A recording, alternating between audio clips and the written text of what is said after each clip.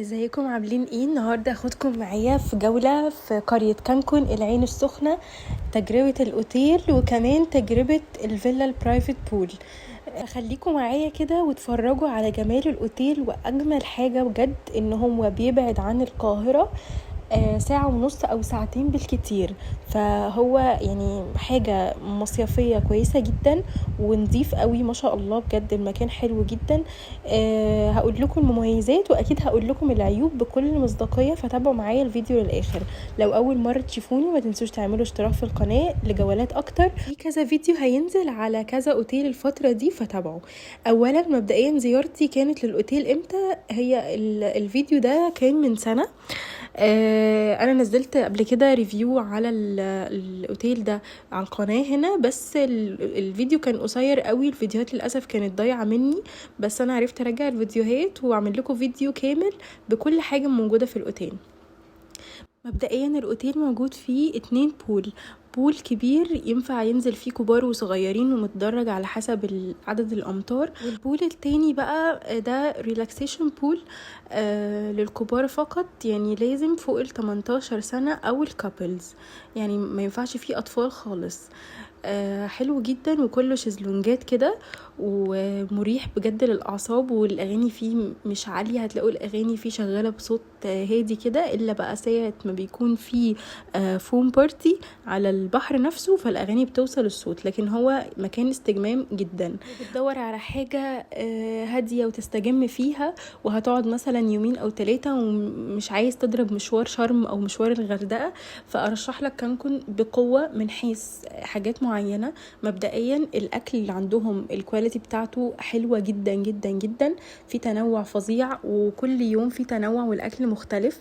اولا انا كنت حاجزه فطار وعشاء، ويفضل في فنادق العين السخنه انك ما تحجزش الغدا مش بيكون يعني عموما في الفنادق افضل حاجه، وبيكون سيت منيو ما بيكونش اوبن بوفيه، فالفطار والغدا حلو جدا.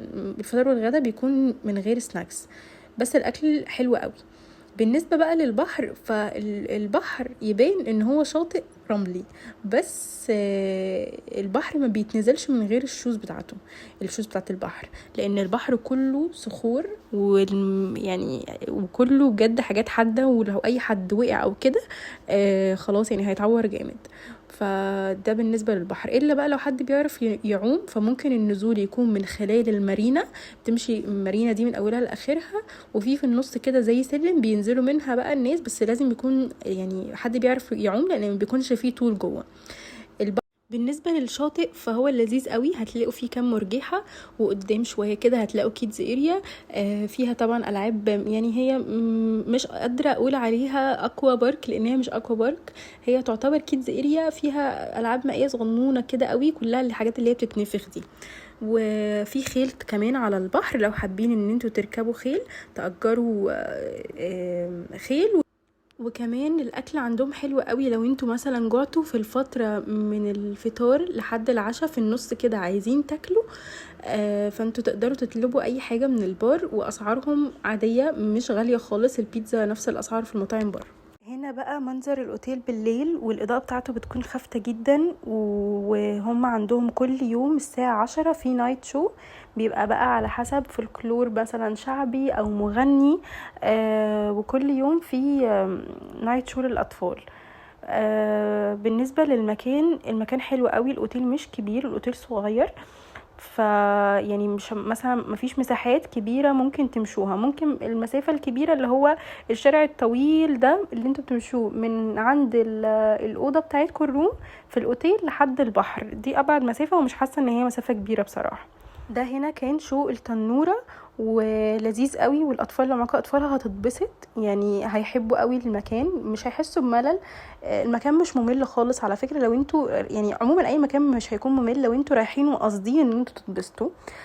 اكتر حاجه حلوه في المكان زي ما قلت لكم في البدايه ان هو قريب، فمش يعني مش هتفضلوا بقى مسافه كبيره في الطريق وتحسوا ان انتوا زهقانين. انا المكان ده روحته مرتين، مره تجربه كانت في فيلا برايفت بول، والبرايفت بول حلو قوي قوي، يعني بتنزلوا براحتكم، مفيش اي حد بيكون كاشفكم منكم للسما، وجنبكم الشجر طويل فمش بيبين خالص، فلذيذ قوي. هي بتبقى زي فيلا كده دورين، وليكوا البول الخاص بيكم، مفيش اي حد بينزل معاكم ولا حد كمان بيكون كاشفكم، فدي حلوه قوي. او بقى ممكن تحجزوا روم عاديه في الاوتيل،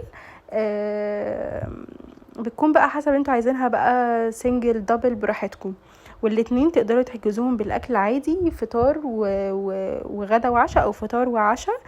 انا بحاول اقول لكم كل التفاصيل اللي انا فاكراها، ولو انتوا في حاجه عايزين تسالوا عليها مخصوص ممكن تسالوني. ده البول بتاع الفيلا، هو كبير وعميق وحلو جدا، وكمان بيكون فيه مرجيحه بره على البول، وفيه بين باجز ممكن تقعدوا عليها، فلذيذ بصراحه. هنا بقى ده المكان اللي بيودي على البحر، بتمشوا فيه كده، هو الحته الشارع الطويل ده، وبتنزلوا السلالم، بتكونوا عند ريلاكسيشن بول، وفي وشكوا بتكونوا خلاص عند البحر. اجمل قعده بقى وروقان، وبجد هتفصلوا جدا لو فضلتوا ماشيين لاخر المارينا. هتلاقوا في الاخر في زي كراسي كده في الاخر خالص بتقعدوا عليها وانتوا في وسط الميه، حواليكوا ميه من اليمين يمين وشمال، فبجد هتتبسطوا قوي.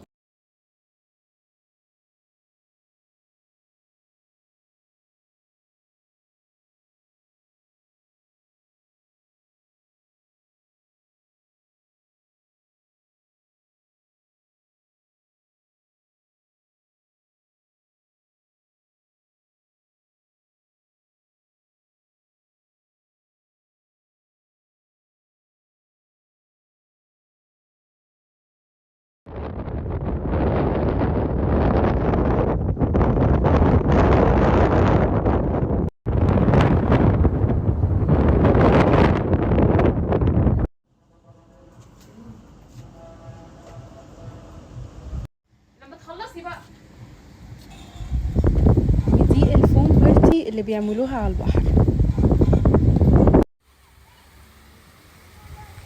وهنا انا قاعده قدام الريلاكسيشن بول، وطلبت كمان من البار بيتزا. وللعلم يا جماعه، عشان الناس اللي هتقولي البيبسي مقاطعه، انا زي ما ذكرت في اول الفيديو ان الرحله بتاعتي دي كانت من سنه.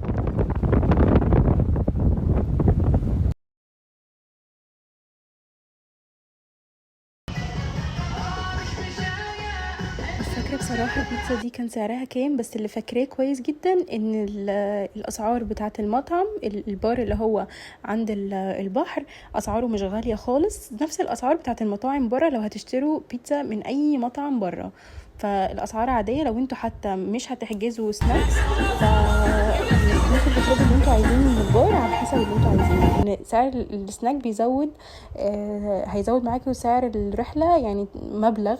لو انتوا دخلتوا وشفتوا هتلاقيه لا فرق مبلغ كبير.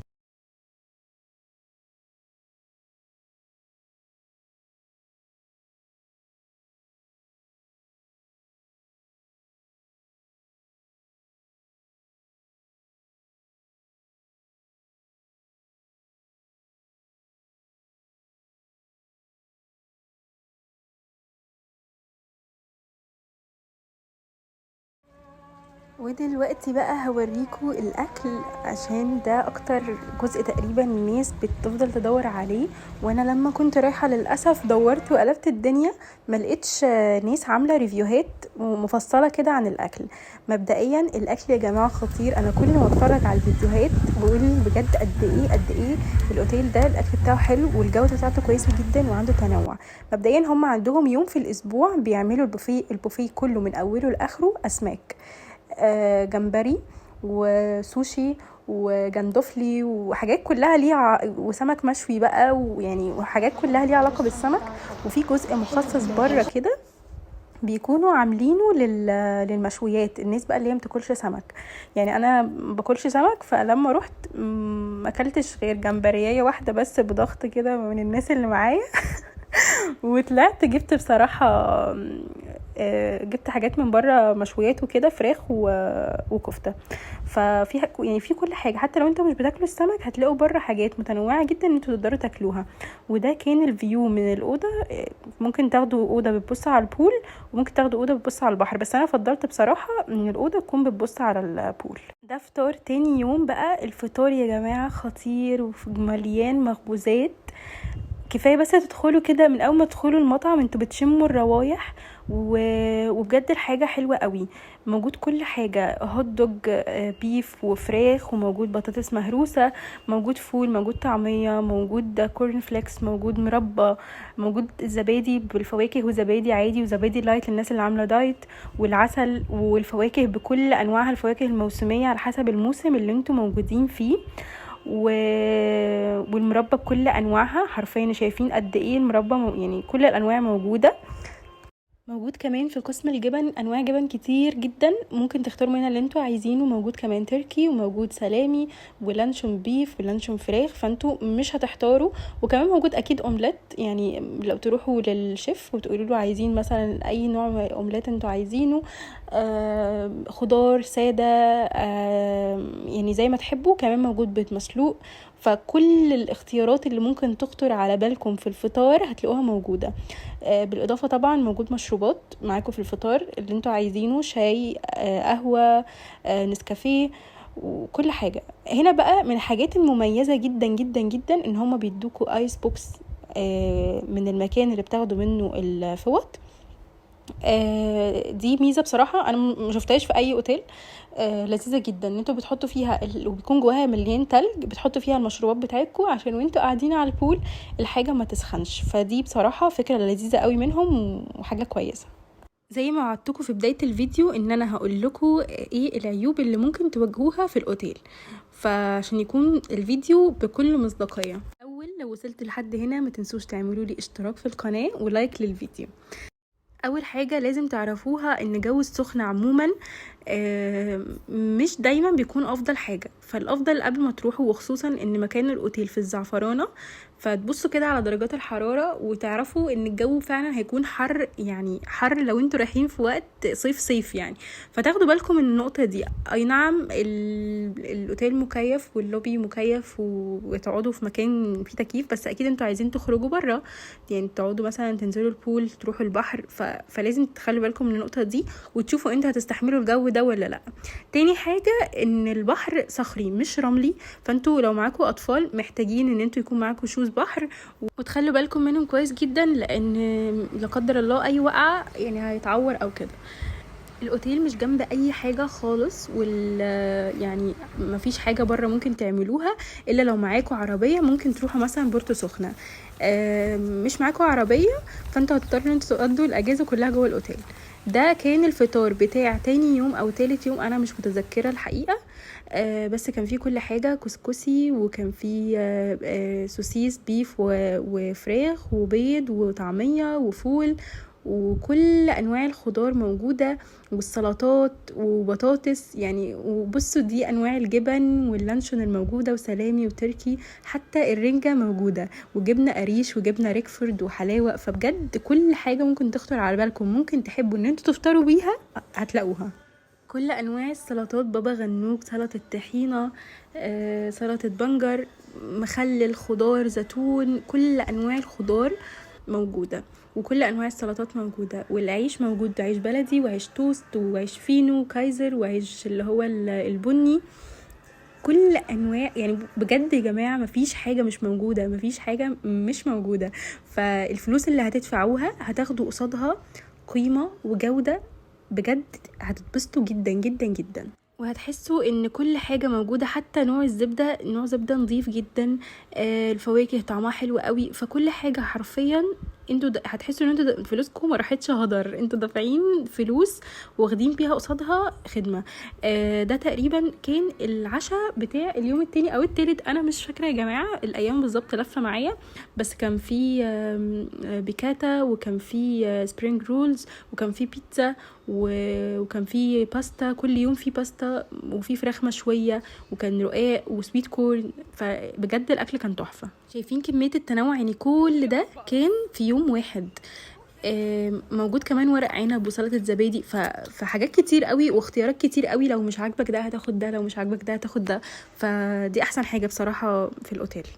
وبكده نكون وصلنا لنهايه الفيديو. اتمنى لو عجبكم الفيديو تعملوا لي لايك. اللايك ده يفرق معايا جدا جدا بجد. انا تعبت قوي في الفويس اوفر بتاع الفيديو ده. واستنوني ان شاء الله هنزل لكم اوتيلين حلوين قوي قوي قوي، هتتبسطوا فيهم جدا. فما تنسوش الاشتراك عشان تشوفوهم. باي باي.